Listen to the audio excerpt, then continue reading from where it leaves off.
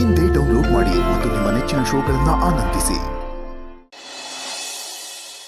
ಅಣ್ಣ ಇಲ್ಲಿ ನೋಡಿಲೆ, ಚಿತ್ರಕೂಟದಲ್ಲಿ ಹೊಸದಾಗಿ ಕಟ್ಟಿರೋ ಬ್ರಿಡ್ಜು ಇನಾಗ್ರೇಷನ್ಗೆ ಮುಂಚೆನೆ ಕುಸಿದು ಬಿದ್ದಿದೆಯದು. ಎಷ್ಟು ಕಳಪೆ ಕಟ್ಟಿರ್ಬೇಡ. ಇದೇನು ಎಷ್ಟು ಬೇಗ ರೆಡಿ ಆಗಿದ್ದೀರಾ? ಆಫೀಸಲ್ಲಿ ಕೆಲಸಗಳು ಜಾಸ್ತಿ ಇದೆ, ಕೆಲವೊಂದು ಮೀಟಿಂಗ್ಸು ಪೆಂಡಿಂಗ್ ಇದೆ, ಅದಕ್ಕೆ ಬೇಗ ಹೋಗ್ತಿದ್ದೀವಿ. ತಿಂಡಿ ಆಯಿತಾ? ತಿಂಡಿ ತಿನ್ನೋಕ್ಕೆಲ್ಲ ಟೈಮ್ ಇಲ್ಲ ಡ್ಯಾಡ್. ಆಫೀಸಲ್ಲಿ ತುಂಬ ಕೆಲಸ ಇದೆ, ನಾವು ಹೊರಡಬೇಕು.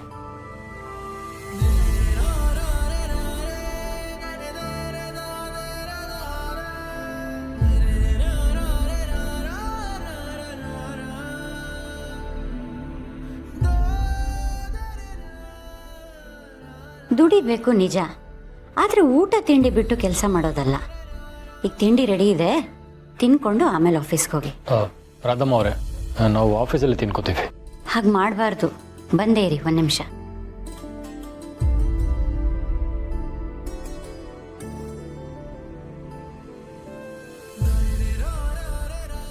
ಅಪ್ಪ, ಸದ್ಯ ರಾಧಾ ಅವ್ರಿಗೆ ನೆನ್ನೆದು ಯಾವುದೂ ನೆನಪಿಲ್ಲ, ಮೊದಲಿದ್ದ ಹಾಗೆ ಇದ್ದಾರೆ. ನೆನಪಿಲ್ಲದೆ ಇರೋದು ಒಳ್ಳೇದಾಯ್ತು. ಅದಕ್ಕೆ ಇಲ್ಲದೇ ಇದ್ರೆ ಇನ್ನೇನು ರಾಧಾ ಅಂತ ಆಗಿರೋದೋ ಏನೋ. ಆಗಿರೋ ರಾಧಾ ಅಂತಾನೆ ಸಾಕು, ಇನ್ನೇನು ಆಗೋದು ಬೇಡ.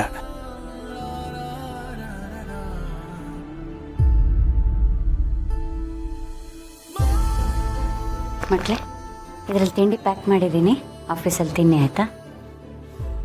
ಸರಿ ರಾಧಮ್ಮ. ಡ್ಯಾಡ್, ಅಮ್ಮ, ನಾವು ಬರ್ತೀವಿ.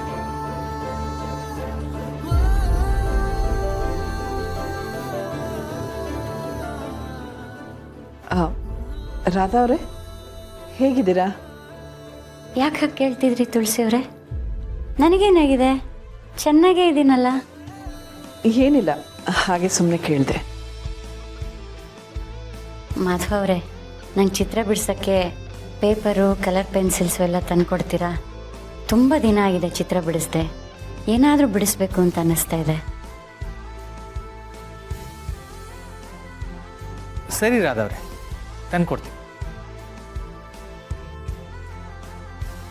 ತುಳಸಿಯವರೇ, ಬನ್ನಿ ನನ್ನ ಜೊತೆ. ಅಡುಗೆ ಮನೇಲಿ ರಾಶಿ ರಾಶಿ ಕೆಲಸ ಇದೆ. ಪೂರ್ಣಿ ದೀಪಿಕಾ ಇನ್ನೂ ಎದ್ದೇ ಇಲ್ಲ ಅನ್ಸುತ್ತೆ.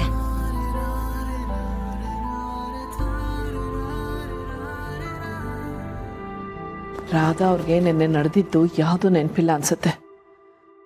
ಅವ್ರ ಮನಸ್ಸಲ್ಲಿ ಯಾವ ಕಲ್ಮಶನೂ ಇಲ್ಲ. ಅವ್ರನ್ನ ಇನ್ನೂ ತುಂಬ ಚೆನ್ನಾಗಿ ನೋಡ್ಕೋಬೇಕು. ಬರೀ ಅವ್ರನ್ನ ನೋಡ್ಕೊಳ್ಳೋದ್ರ ಬಗ್ಗೆನೇ ಯೋಚನೆ ಮಾಡಿದ್ರೆ ನನ್ನನ್ನು ನೋಡ್ಕೊಳ್ಳೋದು ಯಾರು? ಮಾಧವ್ ಅವರೇ, ಹಾಗಲ್ಲ ತುಳಸಿಯವರೇ, ಅವರನ್ನು ನೀವೇ ಕಂಟ್ರೋಲ್ ಮಾಡಬೇಕು. ನಿನ್ನೆ ಆಡ್ದಾಗೆ ಅತಿಯಾಗಿ ಆಡ್ದಿರೋ ಥರ ನೀವೇ ನೋಡ್ಕೋಬೇಕು. ಹಾಗೆ ನೋಡೋಕೆ ಹೋದ್ರೆ ನಿನ್ನೆ ಅತಿಯಾಗಿ ಆಡಿದ್ದು ನೀವು. ಏನ? ನಾನು ಅತಿಯಾಗಿ ಆಡಿದ್ನ? ಅಲ್ಲ, ಅವ್ರು ನಡ್ಕೊಂಡಿದ್ದಕ್ಕೆ ನಾನು ರಿಯಾಕ್ಟ್ ಮಾಡಿದೆ ಅಷ್ಟೇ. ನೀವೇ ಹೇಳಿ, ಈಗ ನಾನು ಅವ್ರು ಮಾಡಿದ್ದಕ್ಕೆಲ್ಲ ಸುಮ್ಮನೆ ಇರಬೇಕಿತ್ತಾ? ಅಣ್ಣ, ಆಗ ಸುಮ್ಮನೆ ಇರಬೇಕಿತ್ತೋ ಇಲ್ವೋ, ಈಗಂತೂ ಸುಮ್ಮನೆ ಇರಬೇಕು. ಅದಕ್ಕೆ ಅಣ್ಣಂಗೆ ನಿಮ್ಮ ಮೇಲೆ ಅತಿಯಾದ ಪ್ರೀತಿ. ಅವರಿಗೆ ನಿಮ್ಮ ಸ್ಥಾನದಲ್ಲಿ ಬೇರೆಯವರನ್ನ ಕಲ್ಪನೆ ಕೂಡ ಮಾಡ್ಕೊಳ್ಳೋದಕ್ಕಾಗೋದಿಲ್ಲ. ಅಂಥದ್ರಲ್ಲಿ ರಾಧಾ ಅವರು ಕೈ ಹಿಡಿದು ಪೂಜೆ ಮಾಡ್ತೀನಿ ಅಂದರೆ ಸುಮ್ಮನೆ ಇರ್ತಾನ? ಅದೆಲ್ಲ ನಮ್ಮ ಕೈ ಮೀರಿ ನಡೆದದ್ದು. ಈಗ ರಾಧಾ ಅವರು ಅದನ್ನೆಲ್ಲ ಮರೆತು ಆರಾಮಾಗಿರೋ ಹಾಗೆ ನೀವು ಅದನ್ನು ಮರಿಬೇಕು, ಸರಿನಾ? ಅದನ್ನ ಮೊದಲು ಅವ್ರಿಗೆ ಹೇಳಿ. ನನಗೆ ಅರ್ಥ ಆಯ್ತು. ಅದನ್ನು ಮೊದಲು ಅವ್ರಿಗೆ ಹೇಳು. ನಾನು ಯಾರಿಗೂ ಹೇಳಲ್ಲಪ್ಪ, ನೀವೇ ಒಬ್ರನ್ನೊಬ್ರು ನೋಡಿ ಅರ್ಥ ಮಾಡ್ಕೊಳ್ಳಿ.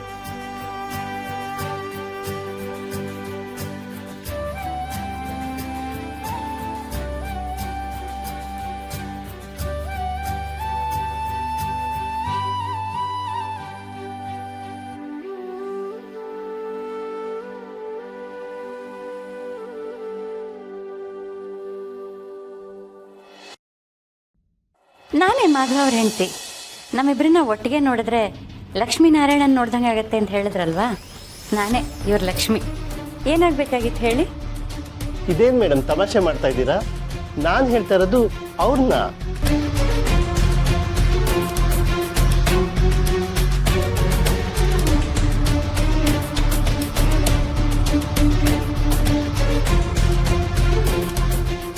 ಅದು ರಾಧಮ್ಮ, ಏನಿಲ್ಲ, ನಾನು ಅವ್ರಿಗೆ ಜ್ಯೂಸ್ ತರಕ್ಕೆ ಅಂತ ಹೋಗಿದ್ನಲ್ಲ, ಅದಕ್ಕೆ ಅವ್ರು ನನ್ನ ಕಡೆ ನೋಡಿ ಜ್ಯೂಸ್ ಬಗ್ಗೆ ಮಾತಾಡ್ತಿದ್ದಾರೆ. ಸರ್, ಜ್ಯೂಸ್ ತಗೊಳ್ಳಿ. ಯಾರಿವರು? ಏನು ಹೇಳ್ತಾ ಇದ್ದಾರೆ? ಅದು ನಾವು ಅವರ ಹೋಟ್ಲಿಗೆ ಹೋಗಿದ್ವಲ್ಲ, ಹೋಟ್ಲು ಓನರ್ ಅವರು. ಹೋಟ್ಲಾ? ಯಾವ ಹೋಟ್ಲು? ಏನು ಹೇಳ್ತಿದ್ದೀರಾ? ಯಾವಾಗ ಹೋಗಿದ್ವಿ? ರಾಧಮ್ಮ, ಮೀರಾ ತುಂಬಾ ಹಠ ಮಾಡ್ತಿದ್ದಾಳೆ, ಮಲ್ಕೋತಾನೆ ಇಲ್ಲ. ಅವಳಿಗೆ ನಿಮ್ಮ ಹಾಡು ತುಂಬಾ ಅಭ್ಯಾಸ ಆಗೋಗಿದೆ. ಒಂದು ಸ್ವಲ್ಪ ಬರ್ತೀರಾ? ನೋಡಿದ್ಯಾ, ಅವಳು ಬರ್ತಾ ಬರ್ತಾ ತುಂಬ ಹಠ ಮಾಡೋಕ್ಕೆ ಶುರು ಮಾಡಿದ್ದಾಳೆ. ನಾನು ಇಲ್ಲ ಅಂದರೆ ಒಂದು ಗಳಿಗೆ ಇರಲ್ಲ ಅಂತಾಳೆ. ನಡಿ, ಬರ್ತೀನಿ.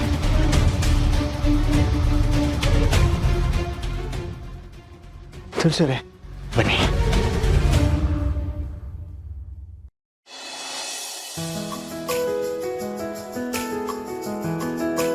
ನಮಸ್ತೆ ಮೇಡಮ್, ಹೇಗಿದ್ದೀರಾ? ಚೆನ್ನಾಗಿದ್ದೀನಿ. ಅದೇ ಮೇಡಮ್, ನೀವಿಬ್ರು ನಮ್ಮ ಹೋಟೆಲ್ ಬಂದಾಗಿಂದ ನಮ್ಮ ಹೋಟೆಲ್ ಬಿಸ್ನೆಸ್ ಚೆನ್ನಾಗಾಗಿದೆ.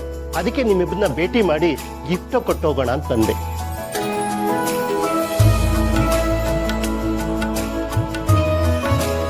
ತಗೊಳ್ಳಿ ಮೇಡಮ್. ನಾನು ಹೇಳಿದ್ದು ನಿಜ. ನೀವಿಬ್ರು ಸಾಕ್ಷಾತ್ ಮಹಾಲಕ್ಷ್ಮೀ ನಾರಾಯಣ ಇದ್ದಂಗಿದ್ದೀರಾ. ಇಲ್ಲ, ಶಿವ ಪಾರ್ವತಿ ಥರ ಇದ್ದೀರಾ. ಈ ಬಡವನಿಗೆ ಭಾಗ್ಯ ತಂದು ಕೊಟ್ಟಂಥವ್ರು ನೀವು. ಆ ದೇವ್ರು ನಿಮಗೆ ಒಳ್ಳೇದು ಮಾಡಲಿ. ತುಂಬ ದೊಡ್ಡ ಮಾತು. ನೀವು ಕಷ್ಟಪಟ್ಟು ಹೋಟ್ಲ್ ನಡೆಸ್ತಾ ಇದ್ದೀರಾ. ನಿಮ್ಮ ಹೋಟ್ಲಲ್ಲಿರೋ ಎಲ್ಲರ ಶ್ರಮನೇ ನಿಮ್ಮ ಗೆಲುವಿನ ಕಾರಣ. ನಾವು ಬರೀ ನೆಪ ಅಷ್ಟೇ. ಒಳ್ಳೇದಾಗಲಿ. Thanks madam. ಬರ್ತೀನಿ ಸರ್. ಬಿಡುವಾದಾಗ ನಮ್ಮ ಹೋಟೆಲ್ ಕಡೆ ಬರ್ತೀವಿ. ಖಂಡಿತ ಬರ್ತೀವಿ, ಹೋಗಿ ಬನ್ನಿ. ಆಯಿತು ಮೇಡಮ್. ಸರಿ ಸರ್, ನಾನು ಇನ್ನು ಬರ್ತೀನಿ.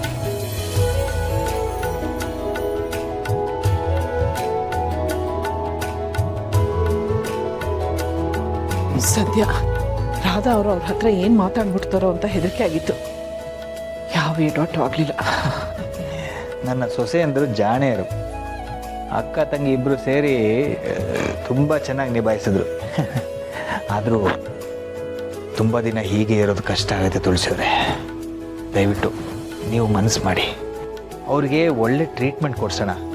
ಆದರೆ ಇಲ್ಲಿದ್ದುಕೊಂಡಲ್ಲ, ಒಂದು ಆಸ್ಪತ್ರೆಗೆ ಸೇರಿಸೋ ವ್ಯವಸ್ಥೆ ಮಾಡೋಣ. ಯೋಚನೆ ಮಾಡಿ. ಮೊಬೈಲ್ ಕೊಡ್ತೀರಾ?